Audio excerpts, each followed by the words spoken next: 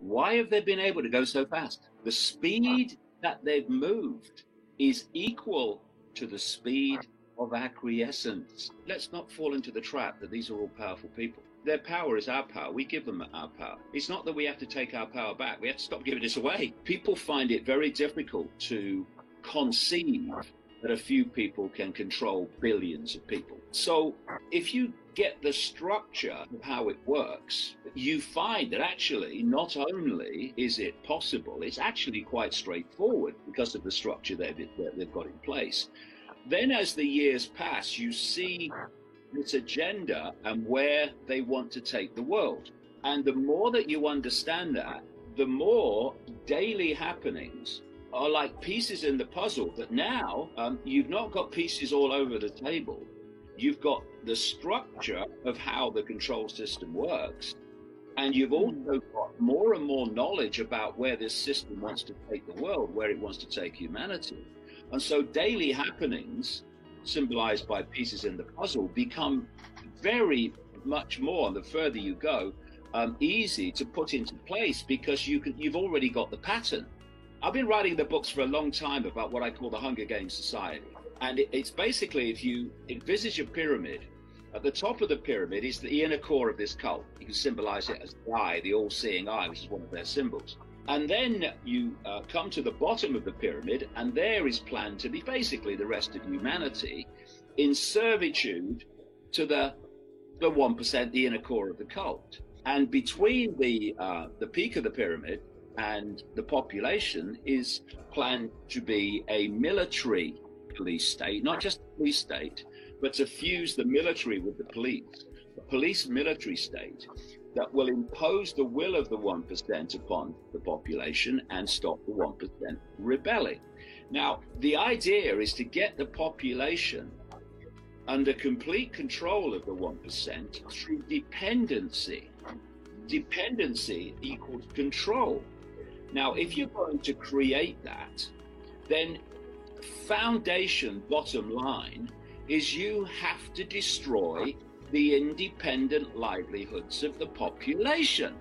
If you've got an independent business not controlled by the cult, if you've got independent employment with independent businesses, you are not dependent on the 1%, therefore you're not controlled by them to the extent that they want.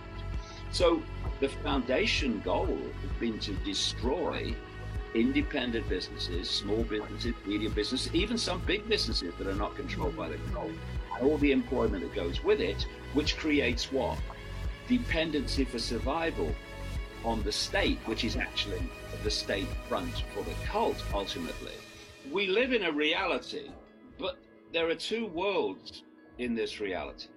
There is the world that the population lives in, and that is crucially systematically limited in the information that's made available to it. And then there's this other world. This is the world of secret societies and semi-secret groups. And they pass on a very different level of knowledge across the generations through the rituals of the secret society network. Life so often gives you your greatest gift, brilliantly disguised as your worst nightmare.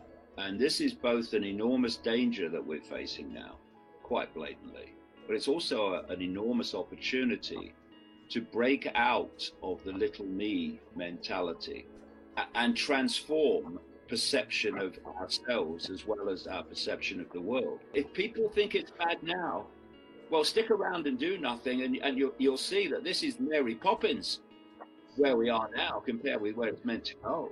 And the world that our children and grandchildren will have to live in, I mean, it's almost unimaginable, it's unthinkable. When are we going to draw the line? Doing the best for our children is buying them the latest trainers and the latest smartphone, or actually defending the degeneration of their brain and defending them from having their freedom destroyed for the rest of their lives. That's doing our best for our children, and we need to do it. We don't have to fight anybody. I mean, we don't want to engage with that crap. I mean, they're bloody idiots. I mean, they're recruited because they're idiots and psychopaths into those units that do that. We need to, on a vast scale, just literally say no. We're not going to cooperate with our own enslavement. And we're not going to do stupid things that are only about our enslavement. Hope is always in the future. Hope always projects something, it's hope forward. My view is that I don't hope for something to happen. I want to make it happen now. And instead of hoping, there's another perceptual state, which I call knowing. And knowing is far more powerful than hope, because, our perceptions do create our reality, but it's a very simple process of how actually our perceptions become our reality. That's why you get people to think they're little me and have no power. They will not cause you a problem, because they will live the life they think they are. And so the power of your perception to create your reality is fundamental. It's literally cause and effect. Let's not fall into the trap that these are all powerful people. Their power is our power. We give them our power. It's not that we have to take our power back. We have to stop giving this away. That tells you something about where the dynamic of power really is. It's with the people, and the cult knows it. You know where its power comes from? Convincing us it has power. That's where it comes from.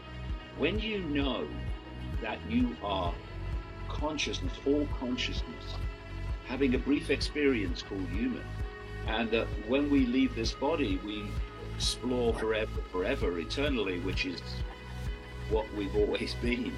It's a completely different way of looking at the world. And there is nothing that frightens you and intimidates you, because we are exploring forever. And this is just a brief experience in the exploration of forever. So you don't see the world in the same way, and therefore the world does not impose on you in the same way. That's the revolution. It's not fighting, it's the power of expanded consciousness, which by its very nature is the power of self-respect, which is the power of no. And it's the consciousness revolution that is going to bring this to an end. Not least because this cult is working on such a tiny fraction. If they were in a state of expanded awareness, they wouldn't be doing what they're doing. And what they've done is to work to put humanity, the target, let's call it bubble of consciousness, then they're in. They are the one-eyed man, and they've sought to make humanity blind.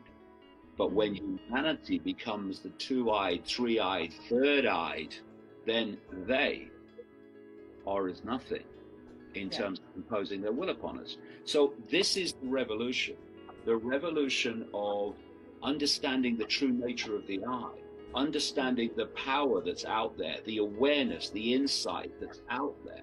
If only we would burst the bubble and break out of 5 sense only perception. And anyone can do it.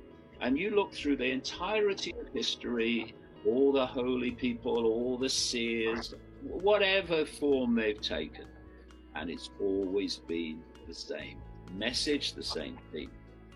You're basically caught in a bubble of awareness, break out of it, and everything changes. And what will the world be like when we've sorted this out?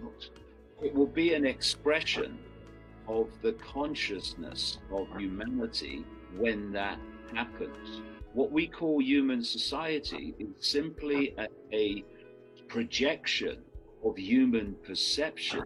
But when we expand our consciousness, and we do that on a mass scale, then that will project a very different human society. A human society potentially which doesn't need laws to say you must not murder, because no one in that state of consciousness would ever consider the possibility. No, it doesn't say you mustn't destroy the environment, because no one in that state of consciousness would perceive even thinking of doing it. And so the society is always an expression of the consciousness state of the population. When that changes, the world will change, because one's just an expression of the other. And this cult knows that.